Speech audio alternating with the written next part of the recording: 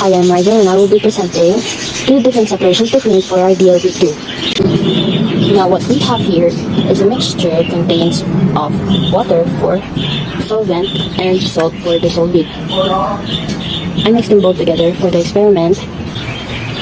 Now that we already saw the mixture, which you can see, this all is already dissolved in water, and let's place it on top of heat to start the evaporation process.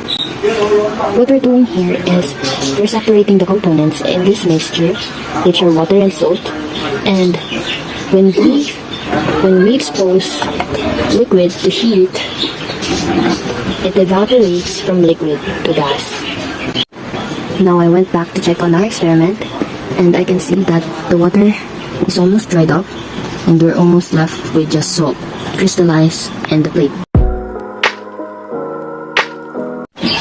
Now fast forward to the result. We have completely separated the salt from water, and we were unable to keep the water, but we were able to keep the salt through evaporation. And if you intend to keep the water, I recommend using the distillation method. For the second separation technique, we're going to be separating plant pigments through chromatography. First, we get this plant extract from grinding and soaking leaf in propanone, also called acetone, and we must fill this glass with acetone.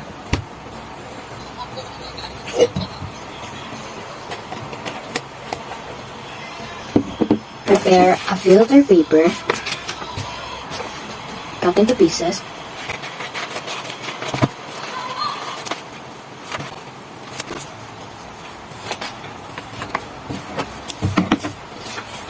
Cut your filter paper into an arrow-like shape. I am now going to place the pigment on my filter paper.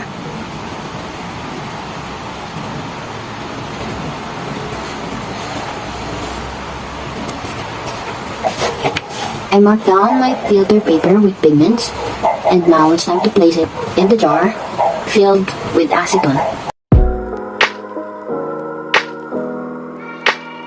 And now that we're already done with the process of soaking the filter paper into the acetone, let's now observe how the pigment separated. So you see, green and red pigment separated in the paper. Green pigment is called chlorophyll, and the red one is called anthocyanin. The red pigment moved further than chlorophyll along with the acetone or propanone, meaning to say that anthocyanin is more soluble to propanone than chlorophyll.